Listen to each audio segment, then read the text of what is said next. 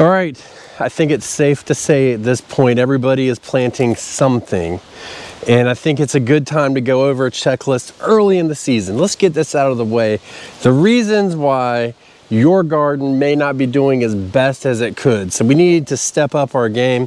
And these are just some simple things that we can look at, maybe some misconceptions people have or anything like that. But we want you to have the absolute most bestest garden ever. I know, isn't that grammar great?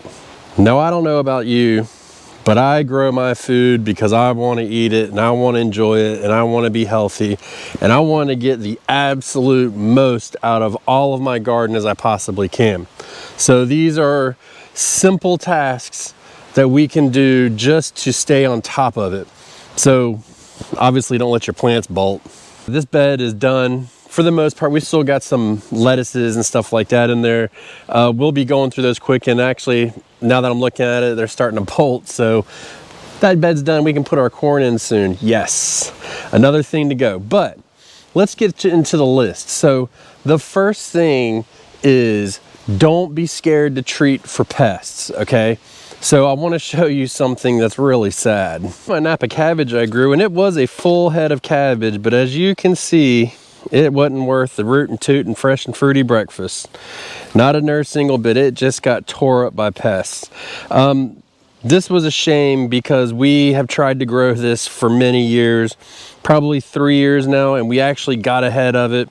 I couldn't bring it in the house to consume this. This was too bad. Pests are very difficult, and I know a lot of people don't like to treat for them. They don't want to do anything about them. You're scared to treat for them is really what it is. You don't want to put chemicals on it, but you know, I use organic treatments, and the reason why I didn't treat that is because I only have one plant in my entire garden that needed to be treated, and I didn't want to mix everything up and then treat things that didn't really need to be treated. So we use this in a balance, right? Identify the pests, understand the pest, know the life cycle of it. So typically we treat every 7 to 10 days once we identify a problem on more than one plant, that is. And just try to stay on top of it. And you're gonna have to do multiple treatments to get through the life cycles of the hatching of the eggs and all that stuff. You've got to continuously treat for a little bit, not the whole season, but just a little bit. And some people like to do like a preventative treatment. Some people don't. I don't like to. I like to identify the problem and go at it. So just keep that in mind. But the overarching thing here, and this will be the theme of the whole video, is be very vigilant in your garden. Constantly be checking on your garden every day and seeing, hey, do I have any issues? Hey, do I have a 6-inch head of broccoli growing? I absolutely do. I just had to make that comment, sorry. You know, but keep an eye out. And when you identify a problem, take control of it. It just isn't this time of year. You know, squash bugs are an issue, tomato hornworms are an issue, Japanese beetles. You know, the list goes on and on. It seems like if you really sit back and think about it, it's an uphill battle. But don't let the pest take control of you. You take control of the pests. Be vigilant and know what you're going to use. So for all of those that are going to ask in the comments, I use this time of year for the cabbage worm, the cabbage looper, any kind of soft-bodied caterpillar insect. I use BT, Bravo Tango, Bacillus thuringiensis. It is an organic treatment. I do 3 treatments at 7 to 10 day intervals, and that usually wipes them out. And everything that can be susceptible by it, I will spray. Not just one. Luckily with raised beds, you can kind of isolate it. Like if it was in this bed over here only, I could do it, but usually when it outbreaks in one, it'll take over the other. So you just want to stay on top of it. And then in the summer, what I use is neem oil, organic again, mix it up, and that takes care of your hard-bodied insects. It's bee friendly. Clearly I'm worried about it being bee friendly. I've got 8 hives over here. I don't want to kill them. That's where, you know, the honey is money. If I kill my bees, ain't no good. So neem oil really helps with that. So, and then the other thing that you can use that will hurt the bees, that is a last resort, that is an organic treatment, is chrysanthemum oil. that will nuke everything, but the problem is it will also take care of the good pollinators and stuff like that, so be very careful. I have a bottle of it and I've used it once, so I don't use it much, but I usually identify the issue and I take care of it right away. So another issue that will prevent you from getting your absolute best harvest is going to be lack of fertilization. That's super important, and I know I said this in the previous video, like maybe even the last video, but it's really, really important. So keep fertilizing your plants throughout the season. You don't get, and I hate to keep showing you this, but you don't get multiple heads of broccoli that size without feeding your plants. Get yourself on a schedule, get yourself on a regimen. Feed, feed, feed, feed smartly, feed efficiently, and feed right. I've done videos about it. You're welcome to dig and find them. And there we will be talking about fertilizer again. Super important, really does help, and it just maximizes your garden completely. So you pick what's comfortable with you. Somebody asked me recently what brand do I recommend. I don't do brand, I do what the numbers are. Do I want higher nitrogen? Do I want lower nitrogen? Do I want more potassium, less potassium, any of that stuff? The only thing I try to do is keep as low phosphorus as I can, or phosphates, out of my garden as possible, because they don't leave. So just keep that in mind. We want to make sure that we are feeding our gardens completely. I'm not gonna harp on it because we've talked about it plenty, but just note that that is something that will absolutely keep you from getting your best harvest. So I keep showing you this potato bed. Number one, I mean, let me know in the comments how beautiful this potato bed is. It's doing awesome this year. But the one thing too is this bed after this is gonna get a nice rest with a cover crop. So think about incorporating some kind of cover crop periodically throughout your garden. We're gonna put buckwheat in here. It helps with feeds the pollinators. It helps them through the dearth season where there's not a lot of nectar and pollen and stuff like that. It will also help to eliminate those phosphates that I talked about. It will use some of them. It's one of the very few things that will use them up. It adds green manure back when you chop it up and put it back in. You're not leaving a bed empty. It's kind of dual purpose. You can even eat it if you really want to, so you can do that. But it is a great thing to add in, and we factor it into our rotation. So in the summertime, anytime we have a bed that's going to go empty, we will put buckwheat in its place to let it grow. So I'm not sure off the top of my head what else we're going to put it in, but we're absolutely going to put it in this bed. We may actually put it in this bed back here, and we may put it in here after our corn harvest is done. So you will see it pop up periodically throughout. These two beds could also be candidates. I'm not saying we are, but as soon as the squash is done, depending on the time frame, we may add them back in. But you don't really want to leave your gardens empty. Even though it's something growing, it's still, and this is my personal opinion based off of research and personal experience, I think that when you use a cover crop, it counts as resting the bed, because you're feeding the bed again with the roots and the cut, when you cut it, I thought I was gonna have a clever term, but clearly I didn't. So, you know, you can use that to your advantage, but you can factor both of them together where you want to give your bed some kind of rest. Now, a lot of people can grow, don't grow in the wintertime, and that will factor in as a rest period. If you do that, just make sure that you're putting something in that will help the soil as well. And for me, like, I grow basically year round, so we have to be very vigilant, but there's always a big but, right?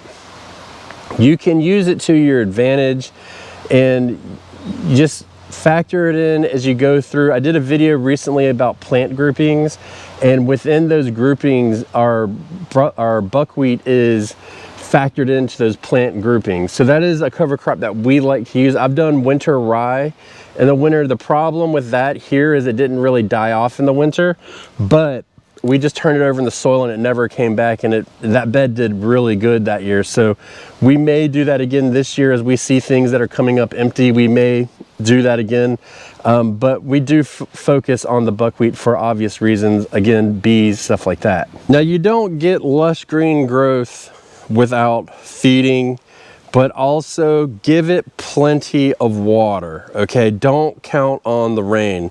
It's not always dependable, and the heat of the summer and, you know, even these warm spring days, your soil can dry out. So you can use this to your advantage. Lots and lots of water. It takes a lot of water to create a fruit. So everything out here is mostly water. And I mean, think about it. You see tomato, you need water. So the adage is an inch a week. I know I went over this in the last video because it was a different topic, but that just proves how important this is. A lot of people like to hand water. I don't care how you water your garden. I don't care how you grow your garden. It doesn't matter to me. What matters is the fact that you're doing it. But if you're going to hand water, just make sure that you're giving it plenty of water. There's two reasons why I don't hand water. One, I don't have the time to, but two, I don't think that I can be consistent with my water. So inconsistency is a big problem with watering. Not only will you not get the best growth, but you'll get cracking tomatoes. You'll get, you know, the fruits won't grow to the extent that they can because you'll be stressing your plant. You can get premature fruiting on plants, and in the summer obviously you can get dying. You don't get that transport of nutrients and stuff like that, so make sure you're giving it plenty of water. Get yourself on the schedule. The best thing I ever did was get a timer, and then it's out of sight, out of mind, and it waters itself. That's the way to go. All right, here's one that really sucks, and that's weeding. So weeds are a mixed bag. They suck. You can see we've got some weeds in this bed. We're not overly concerned about this bed because it's finishing out, but before we replant it, we want to get it clear as possible, right? So we did this bed, we got it as clear as we could, and we knew that we were going to get some more stuff come up. This is something that's been popping up the past couple years that's very pesky, but we want to get as much of this up as we can, and we just continue to do that. Now, it's a mixed bag for a few reasons. Remember a couple segments ago, whatever you want to call them, we said don't leave your garden beds empty. Well, research shows that if you let weeds grow in your garden when there's nothing in it, you're keeping the soil active, and it can actually help. The problem is when you let the weeds grow, they will steal the nutrients, they will steal the water, and they will inhibit plant growth. They can even shade them out, crowd them out, stuff like that. So stay on top of your weeding. It's a crappy job, but this is something that really does limit your production in your garden. And I mean, you know, there's a reason why, if you look at the way I plant my beds, how tightly these are planted, right? So I plant by a scheme of part square foot, part experience. And what I like about this is properly spaced by the books. And if you go down into it, yeah, you're gonna get some weeds, but it's nowhere near as bad as it could be because the ground's really shaded and the weeds will struggle. Same if you come over here to these broccolis. So I told you I don't eat broccoli shoots, and this one is going to bolt, but I've left it here because it shades it out, and there's almost no weeds down there. So that's why I really pack in as much as I can and go by the books on how much to grow. And look at that, nice head of cabbage. So we do that as much as possible. I mean, even in this bed, we're not really growing like this is, I told you about these seeds. They're supposed to be Napa cabbage.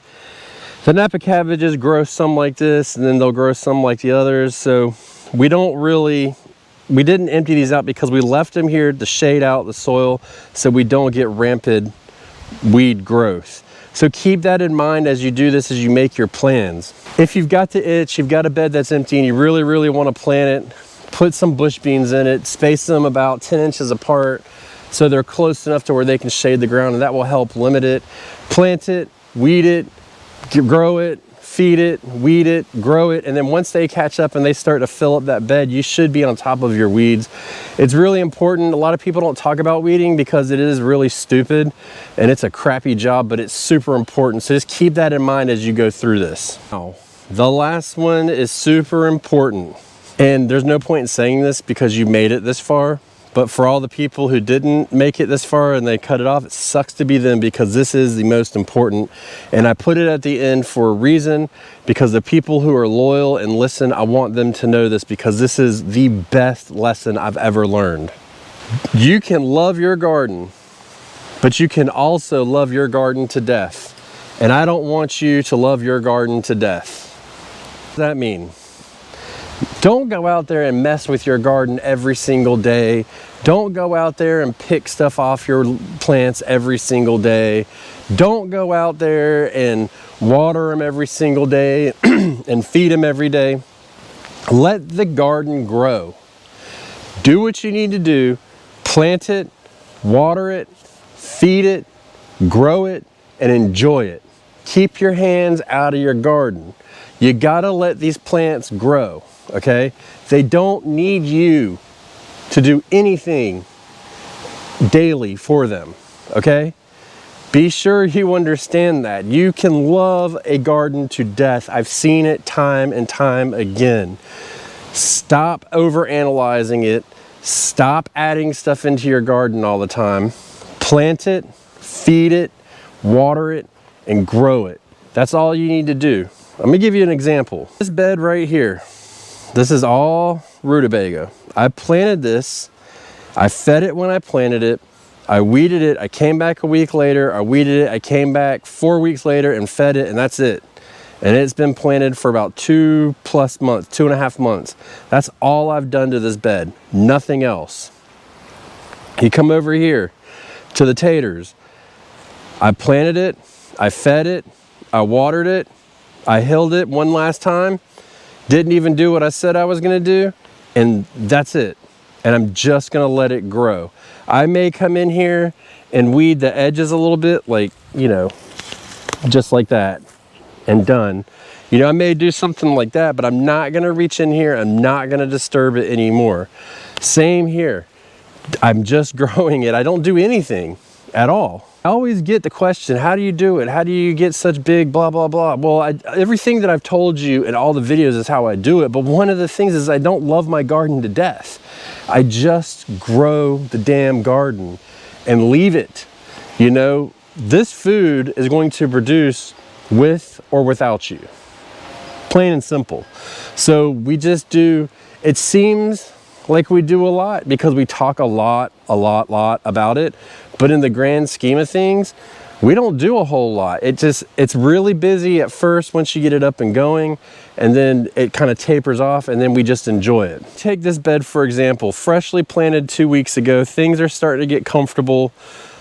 We haven't done anything. I need to come in here and weed it, and then maybe in a couple weeks I'll feed it. But other than that, that's it. You know, and as far as weeds, I don't really have a whole lot going. I've got a buckwheat from last year, and I've got this weed that sucks. But other than that, I don't really have a whole lot, and you're not gonna see me do anything until I need to intervene. Once I identify a problem, that's it. Look with your eyes, not your fingers, okay?